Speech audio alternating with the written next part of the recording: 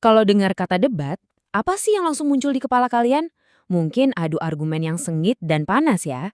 Tapi gimana kalau aku bilang, di dunia kompetisi, debat itu adalah sebuah pertarungan ide yang elegan dan punya aturan main.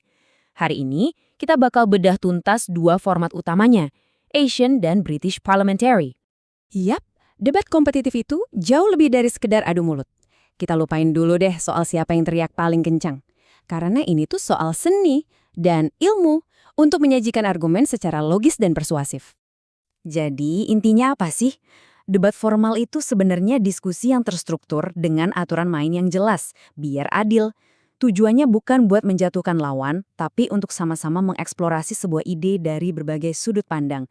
Ingat ya, ini pertarungan ide, bukan pertarungan personal. Terus kenapa ini penting banget? Soalnya manfaat debat itu, jauh lebih berharga dari sekedar bawa pulang piala.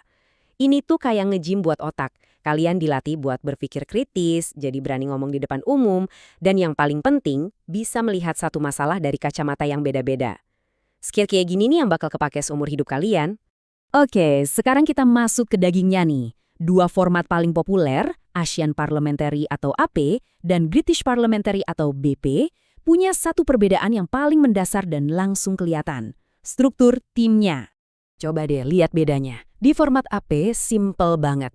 Satu tim pemerintah lawan satu tim oposisi. 3 lawan 3. Gampang kan?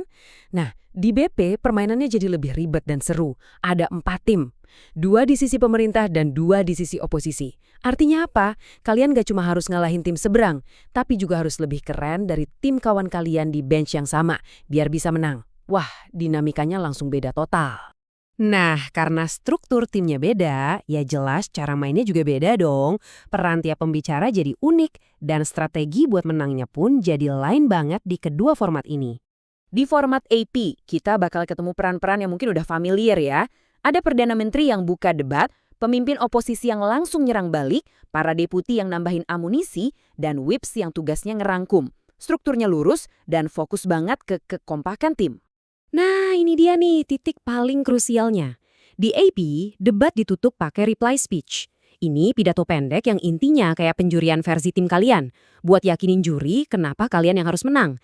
Tapi, di BP, tim penutup atau closing team itu wajib ngasih yang namanya extension. Ini bukan rangkuman loh ya, tapi argumen baru atau analisis yang lebih dalam, buat nunjukin kalau mereka lebih berisi dibanding tim pemuka mereka. Inilah cara mereka mencuri panggung. Semua strategi ini harus disusun dalam waktu yang super mepet. Yuk, sekarang kita bahas soal waktu dan satu elemen interaktif yang bikin debat jadi makin panas, POI. Oke, kita mulai dari Asian Parliamentary. Begitu mosi atau topiknya keluar, kalian dan tim punya waktu 30 menit. 30 menit buat bangun kasus, siapin bantahan, dan atur strategi. Lumayan lah, ya, bisa napas dulu. Sekarang, coba bandingin sama ini. Di British Parliamentary, waktu kalian dipotong setengahnya, cuma 15 menit. Gila kan? Ini benar-benar nuntut kalian buat mikir super cepat, efisien, dan bisa bikin argumen solid di bawah tekanan yang luar biasa. Tapi ada satu kesamaan yang seru banget di kedua format ini. Point of Information, atau disingkat POI. Apa itu? Ini adalah interupsi singkat, maksimal 15 detik, yang bisa kalian tawarkan ke pembicara tim lawan pas mereka lagi pidato. Bisa nanya, bisa nyanggah, bisa juga kasih komentar cepat.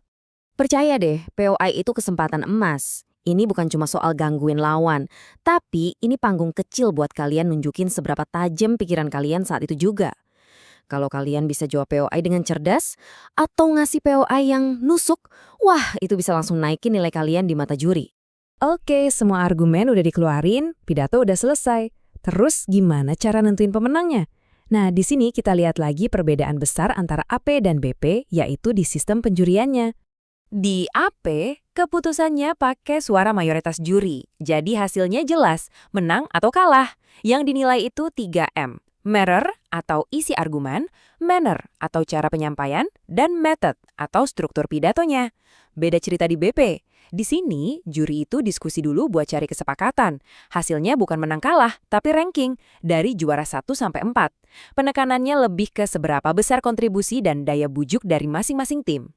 Jadi, kalau mau disimpulkan, begini intinya. Format AP itu menekankan banget soal kekompakan tim, strategi yang solid dari awal sampai akhir.